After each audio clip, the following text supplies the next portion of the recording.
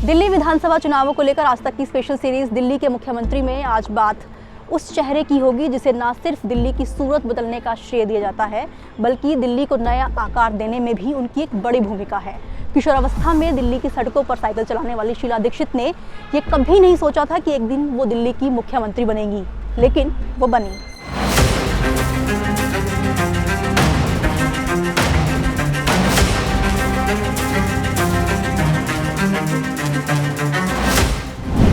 शीला दीक्षित 15 साल दिल्ली की मुख्यमंत्री रही। शीला दीक्षित का जन्म पंजाब के कपूरथला में हुआ। उनका राजनीति में आना एक संयोग ही था।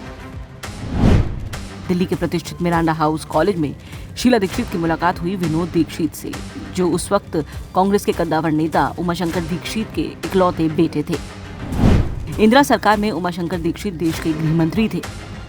विनोद ने कॉलेज के दिनों में ही शीला के सामने इजहार किया और फिर उनकी 2 साल के बाद शादी हो गई। विनोद आगे चलकर IAS अधिकारी बने, जबकि शीला दीक्षित अपने ससुर उमाशंकर दीक्षित की असिस्टेंट बनकर उनका काम में हाथ बटाने लगी।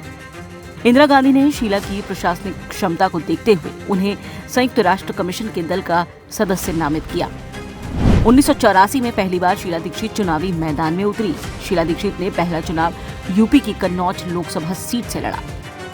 चुनाव जीता, संसद पहुंच गई। 86 से लेकर के 79 तक केंद्रीय मंत्री भी रही। गांधी परिवार के करीबियों में उनकी गिनती होने लगी। कहा जाता है कांग्रेस की कमान जब सोनिया गांधी के हाथ आई, तब सोनिया गांधी ने शीला दीक्षित को 1998 में दिल्ली प्रदेश कांग्रेस समिति का अध्यक्ष बनाया। उसी साल लोकसभा चुनाव में शीला को पूर्वी दिल्ली से टिकट मिला, लेकिन इस चुनाव में शीला दीक्षित को हार का सामना करना पड़ा। इसके बाद शीला दीक्षित ने संसद की राजनीति छोड़ी और दिल्ली की सियासत पर फोकस किया। ये वो दौर था जब दिल्ली में बीजेपी की सरकार थी और 1998 का विधानसभा चुनाव आते आते बीजेपी दिल्ली में कई मोर्चों पर घिर चुकी थी। शीला दीक्षित ने बीजेपी के इस विरोध को खूब भुनाया और कांग्रेस के पक्ष में माहौल बनाया। आखिरकार कांग्रेस ने बीजेपी को 15 सीटों पर समेट दिया। कांग्रेस ने 52 सीटें जीती। 1998 में दिल्ली की दूसरी महिला CM बनी शीला दीक्षित। 1998 में शीला दीक्षित ने गोल मार्केट विधानसभा से चुनाव लड़ा। बीजेपी के उम्मीदवार कीर्ति आजाद को बड़े अंतर से हराया। दिल्ली की छठी CM के रूप में शपथ लेने के बाद शीला दीक्षित ने राजधानी को कांग्रेस के गढ़ में बदल दिया और 15 साल तक दिल्ली की CM रही। 1998, 2003 और फिर 2008 दिल्ली विधानसभा चुनावों में शीला दीक्षित ने कांग्रेस को जीत दिलाई। लेकिन 2013 में शीला दीक्षित को झटका लगा, जब 15 साल दिल्ली की सत्ता पर काबिज रहने के बाद 2013 में शीला दीक्षित के खिलाफ माहौल बदल गया। अन्ना आंदोलन से निकले अरविंद केजरीवाल ने दिल्ली में कांग्रेस को मजबूत चुनौती पेश की। आलम ये रहा कि नई दिल्ली विधानसभा सीट से अरविंद केजरीवाल ने शीला दीक्षित को चुनाव में हरा दिया।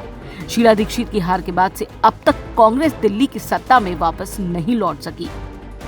दिल्ली में मिली आप से हार के बाद शीला दीक्षित को केरल के राज्यपाल के रूप में नामित किया गया, लेकिन 5 महीने बाद ही उन्होंने इस पद से इस्तीफा दे दिया।